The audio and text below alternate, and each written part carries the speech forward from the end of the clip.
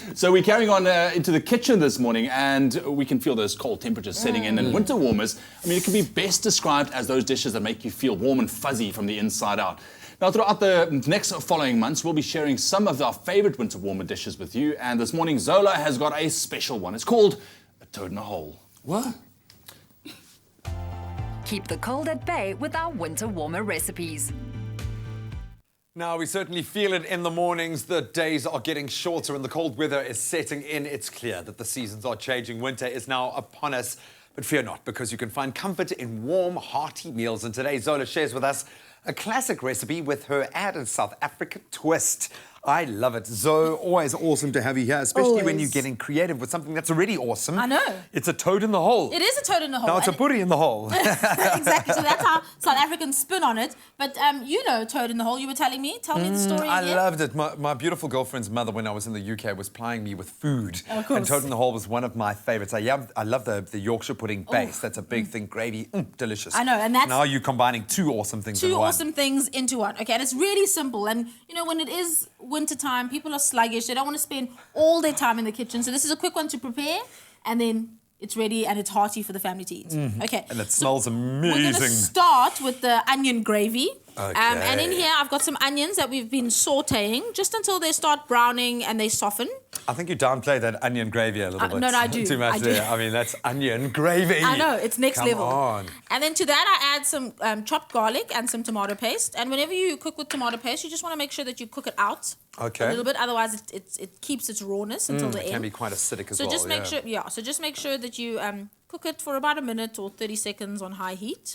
Okay. Cool. And then to that, we're going to add some sugar because, of course, when you add tomato, this is muscovado or demerara sugar. Do you add sugar to your like bologneses and things like that have a very high tomato content? I do, depending on the tins of tomatoes that I use. I taste those, and if they're very acidic, then I add it. But sometimes it's not necessary, depending on... To taste, she says. to taste, of course. I love it. Okay, so sugar's in because we're just trying to counteract that acidity. And then adding even more acidity, but when this reduces, it'll become sweet. So this is balsamic vinegar. Cool. And then some red wine, which is optional. Okay. It just adds depth of flavour. And also the alcohol is all going to boil out and evaporate. And then some stock. Okay, what stock have you gone for? We've just got some chicken stock here, but you could use any stock you want. So if you have beef stock or if you have lamb stock, that's fine too. Okay, so then just season it to taste, and then just leave it to simmer and reduce, and it'll become this delicious gravy. Can you look at this? Bowl of awesomeness. Oh my goodness. Okay, that looks beautiful. That's one way to make winter days better. Okay, then the now Yorkshire onto our part Yorkies, of our toads is some milk. So you're going to whisk this up for me. Some milk and some eggs. Put it into the bowl, and a pinch of salt, always. And then we've got some flour. So you're going to whisk the dry ingredients. I'll sprinkle while you whisk. Whisk the dry ingredients slowly, just so you don't get lumps. Cool. Into the wet ingredients. And the best thing to do with Yorkshire batter is to leave it to stand, just like pancake batter, so that all the flour absorbs the liquid. Cool. And it'll form a better batter for you. Quite a runny batter as well with your Yorkshire pudding by the looks of it, eh? Yeah, it is. But as I say, when you let it stand, it'll thicken up a little bit just because the flour will absorb the liquid. And then what I've done is a giant muffin tray. I put it into the oven with a tablespoon of oil into each. Don't use olive oil because the burning temperature is not as high as canola oil, so rather use that. I'm going to grab that. You keep whisking. Oh, now it's not that complicated. There are a few must-haves for your ingredients list. So if you'd like to get that ingredients list sent directly to you, all you have to do is SMS the keyword dinner to 33728. We'll send you a link, and the rest is yours, and it's going to cost you just $1.50. All right, so we've got some batter that's already rested. So nice. You did a good job there. Sure, man. Okay. So the oil is hot. So the point is to start these cooking straight away as they hit the oil. Okay, and then so you've already preheated the oil a bit. Exactly, so you preheat the oil in the oven. And then what I've done is the South African twist is the boerewors. So all I've done is brown it. You can see it's still raw and on the inside.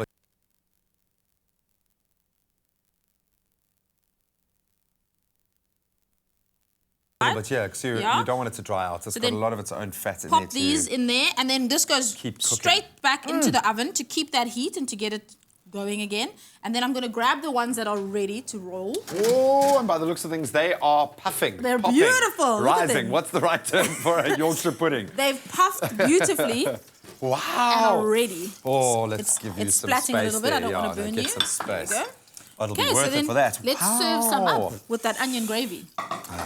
So you see how they grow and they're so beautiful. Let me grab this one. That looks amazing. I know we joke about things looking rustic, but this is the kind of thing you want to look Oh, no, rustic. You want it to absolutely. have that rough and ready feel. And the most comforting food usually is sort of rough and ready and rustic. And then this, you have to be really generous with the onion. Yes, you must. That is a Onion gravy. rule. It's It written is a in rule. stone. It is. Pour that over the sausages and over the Yorkshire. And you know what? You don't want to let Yorkshire sit around. Serve it straight away to your family. Finish off. Oh, no, you do it. Okay. Use your artistic Just, eye. Come just on. a few sprigs. Just for a Oh, bit of colour. that There looks we go. amazing. That is comfort food Oh, at yes. its absolute At its best. best. Oh, I man. wanna tuck in. Oh, and again, that keyword is dinner to 33728, and we'll send you the ingredients list. A lot of fun to cook it, but even more fun eating it. Oh, And yes. oh, there's one for each. Oh, that looks amazing. Look at that. Wow. Bye. Okay, bye. Oh, that looks absolutely amazing. Well, what more iconic and delicious than a classic roast? Well, you know, when we say it's not just any roast, it is going to be Chef Sonia's roast that will be showing off how the Afternoon Express team, how to make that perfect roast chicken. Now, what you need to do is tune into Afternoon Express at 4 p.m. on SABC3, where they'll be making the ideal roast chicken to show off at any Sunday lunch. Now, head on over to Afternoon Express on Facebook, like the page and get the ingredients list and get ready to cook along with the Afternoon Express foodies.